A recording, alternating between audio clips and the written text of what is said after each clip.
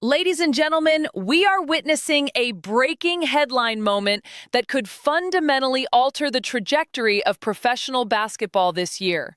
The silence has finally been broken, and the WNBA owners have officially submitted a critical counterproposal to the Players Association, ending a tense 6-week standoff that threatened to derail the entire league. But do not let this movement fool you, because reports confirm the deal remains unsigned, and sources are indicating that ownership is completely fed up, leaving the upcoming season hanging by a thread. This is the decisive moment that determines if we see a tip-off or a catastrophic strike. We need to dive immediately into the gravity of what transpired late Friday night, because the implications here are shaking the very foundations of the league office in New York. After weeks of speculation and an agonizing period of inactivity, the news dropped that the league has finally pushed their chips to the center of the table. This is not just a standard negotiation update. This is a signal flare regarding the health of the sport. The WNBA owners have reportedly reached a point of exhaustion with the current state of talks, and this latest proposal feels less like an invitation to dance and more like a final ultimatum. The narrative emerging from the inner circles of the league is one of frustration and fatigue. The owners are tired, the patience is wearing thin, and the window for diplomacy is rapidly closing. Let's analyze the timeline, because the chronology of these events tells a disturbing story about how far apart these two sides really are. Now that we have these dates, it feels like the natural next question is, are the negotiations in a place where players believe these games will actually tip off as scheduled? Yeah, Malika, well, what I've heard is that there has been not a ton of progress since that last deadline where both sides allowed the CBA to expire. But I have heard a lot of sense from players that they do feel optimistic that a deal will be reached and the season will be held, even if we're not quite there yet. The two sides still are disagreeing when it comes to revenue share and what that percentage of revenue share should look like. I know we've talked before on the show about the difference between gross and net revenue that the sides are still being able to discuss. But also, right now, it sounds like there's just a standstill, and also just the way that this negotiations are going. The league, to my knowledge, has not responded to the Players Association's most recent proposal. That was from a few weeks to nearly a month ago. Okay. The league, on their part, feels like that proposal wasn't really inherently different from the PA's last proposal, and so didn't essentially warrant a response. But from the conversations we've had with players and just the sense around the league is that really when that deadline passed and the conversations around a free agency moratorium today, free agency the negotiations would have started if we were going by the old calendar. So there's just that little bit sense of restlessness of wanting a deal to get done and having the season proceed. Whether or not we're close to that or still a few weeks out, that remains to be seen. Okay, so a sense of restlessness is what you're saying. But Alexa, I am curious, why then, if there's optimism, there's hope this is going to get done, why still release the schedule? Is it because this is how it's been done in years past and you want to keep everything on time? Well, if you think about it, typically, historically, the league has released its schedule in really early December. One year is at the end of November, the last few years. And so this is later given that timeline, but they want to try and say, hey, this is an opportunity for teams, for fans, for our partners, for everyone to kind of get in a place where they can start plan things for next season. And so that is like a way to be able to do this. And they hope that that'll be able to stick to the timeline that they set out. Sure, because concerts have to use the same venues, that sort of thing. All right, that makes sense. Alexa, thank you very much. Chanae, you are so tapped into all of this. What's your reaction here to the WNBA schedule being announced? First of all, I'm just a fan of the WNBA. Yes. So, I love to see this. I love to already start building storylines in my head. To me, this is a good sign that the WNBA, the league, wants a season and feels like it can potentially be accomplished if they step to the table and sort of review what the players have presented. Because I do think I was joking, behind the scenes saying, we're in the world's longest staring contest right now. The players are staring, saying, hey, we gave you something, and now the league, it's their turn to really put the work in and say, hey, we are excited about the upcoming season. We believe that, stay ready so you don't have to get ready. We are going to book out these arenas because we know that hopefully you'll get there. But overall, I do think work needs to be done, but this is a good day for fans to be excited about the optimism that both sides really want this to happen. So We know that negotiations took place on Monday at the league office, a meeting that was critical to getting the gears of governance turning again. But that meeting came after a staggering 6-week void. For 6 weeks, the players' union waited for a response to their previous proposal. That is a lifetime in the world of professional sports business. It implies a strategic freeze, a deliberate pause by ownership to assess their leverage, or perhaps a sheer reluctance to engage with the terms that were on the table. When you have a month and a half of radio silence during a period where free agency and draft logistics are supposed to be finalized, you are looking at a system in paralysis. Now confirmation has come from multiple sources, including insiders like ESPN's Alexa Philippou and reporting circulating from Andy Costu, validating that the proposal was indeed delivered on Friday. But here is the catch, and this is the detail that should have every fan concerned. As of this moment, pen has not hit paper. The players have not signed. Despite the long wait and the anticipation building up to this counteroffer, there was no rush to ratify the deal. This hesitation speaks volumes. It suggests that while the owners may have finally responded, the content of that response might not be what the players were hoping to see. It suggests that the gap between what labor wants and what management is willing to give has not been bridged. It may have simply been defined. We have to look at the psychological warfare happening here. The transcript of events suggests that the owners are operating with a mindset of, "This is it." There is a sentiment that they are saying, "We are going to give you this one last proposal, and after this, the future is unknown." That is a dangerous place to be. When one side of a negotiation feels they have made their final concession, the room for compromise vanishes. The owners appear to be drawing a line in the sand. They are signaling that they have done their part, however delayed it might have been, and now the ball is squarely in the players' court.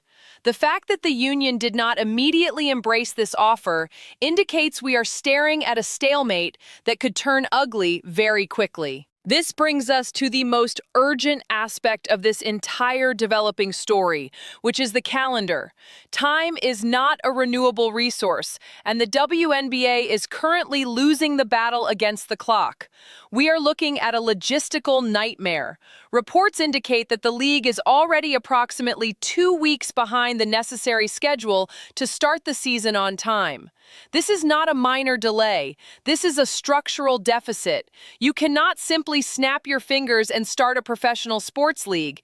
There are mechanisms that must be activated, and right now, they are all frozen in carbonite. Consider the domino effect of this delay. We still have free agency to get through. Free agency is the lifeblood of the offseason. It is where rosters are built, where hope is sold to fan bases, and where the competitive landscape is drawn. You cannot have free agency without a collective bargaining agreement. You cannot sign contracts if you do not know what the salary cap is, what the roster rules are, or what the benefits packages look like. Everything is paused. Beyond that, we have the WNBA draft. The draft is the primary entry point for new talent, the marketing engine for the future. How do you prepare for a draft when you don't even know when training camp begins? And speaking of training camp, that is the physical preparation period that ensures the quality of the product on the floor. If you shorten training camp, you risk injuries and you risk sloppy play. We are seeing a scenario where every single preseason milestone is in jeopardy. The reporting suggests that everything is in limbo. There is no certainty. The article from ESPN and the updates from insiders this morning detail the contents of the proposal, but the mere existence of a proposal does not solve the time crisis. Every day that passes without a signature is a day lost from the preseason preparation. We are drifting further and further away from a standard tip-off, and the reality of a delayed season is becoming less of a fear and more of a mathematical probability. The emotional tone of the reporting is equally telling. There is a sense that this might be the end of the road for negotiations if this specific deal does not go through. That phrase is chilling. It implies that Plan B is not another meeting. Plan B is a work stoppage. It implies that if the players reject this Friday proposal, the owners might not be coming back to the table with a better offer next week. They might be locking the doors. The threat of a strike or a lockout is hovering over this entire process like a storm cloud. Fans who were expecting a smooth transition into the new season need to readjust their expectations immediately. We must also scrutinize the source of the friction. The report explicitly mentions that the owners are fed up. This is a very specific choice of words. It does not say they are calculating or strategic. It says they are emotional. When billionaires get fed up, they tend to dig in their heels. They tend to prioritize control over compromise. This attitude explains the 6-week delay. It explains the take-it-or-leave-it vibe of the current moment. It explains why the league office was willing to let the calendar slip 2 weeks behind schedule. They are playing a game of chicken with the players' union, betting that the pressure of a lost season will force the players to capitulate. However, the players have not folded. The fact that the proposal remains unsigned as of the latest update shows that the union is willing to hold the line.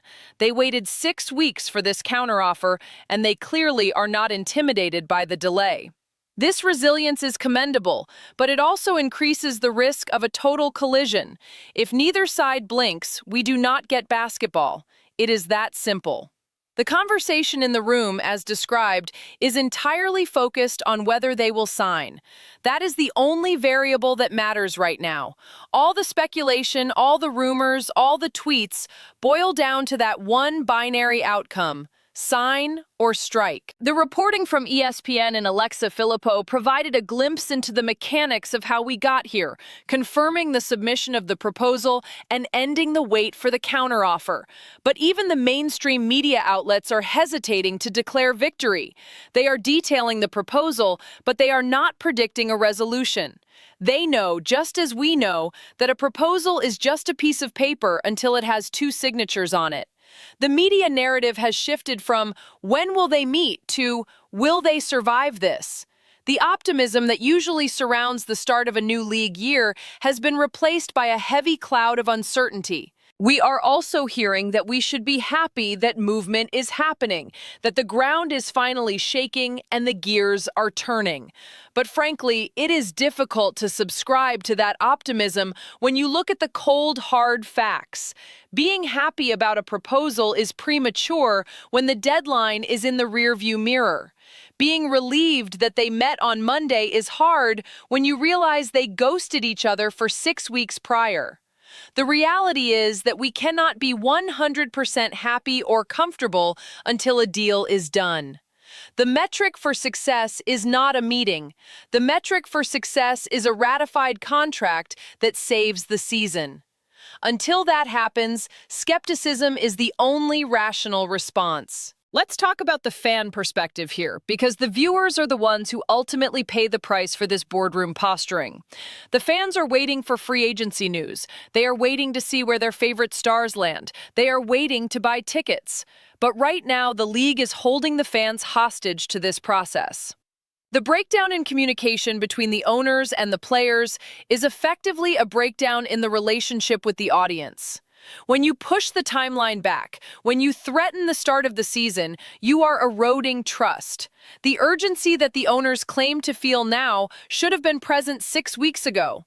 The fatigue they claim to feel now is nothing compared to the fatigue of a fan base wondering if there will be games to watch. The technical aspect of the 2 weeks behind claim cannot be overstated. In logistics, 2 weeks is a massive deficit to overcome. It means arenas need to be rebooked. It means television slots need to be renegotiated. It means travel accommodations need to be shuffled. The domino effect of being behind schedule costs millions of dollars and creates chaos for everyone involved, from the stadium workers to the broadcast crews. By letting the negotiation drag on to this point, both sides have already damaged the product. They have already ensured that the lead up to the season will be rushed, chaotic, and stressful. The limbo described in the reports is not a passive state. It is an active deterioration of the league's operational readiness. We need to keep a very close eye on the reaction from the Players Association in the coming hours and days. The ball was in the owner's court for 6 long weeks. They held on to it, they delayed, and finally, on Friday, they passed it back. Now the clock is ticking on the players.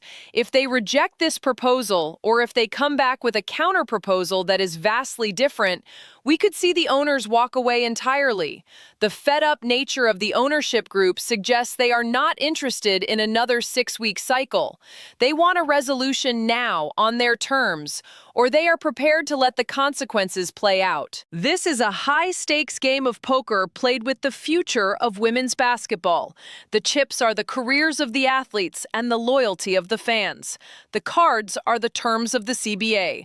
And right now, nobody is showing their hand, but everyone is sweating. The silence that preceded this proposal was deafening, but the silence following it might be even more terrifying. If we do not get news of a signing or significant progress immediately, the narrative shifts from delay to cancellation. The ESPN article that dropped detailed the specifics, but the subtext is clear. This is the 11th hour. The wait is over, the offer is out, and the judgment day for the CBA is here. We are analyzing a situation where the infrastructure of the league is being tested in real time.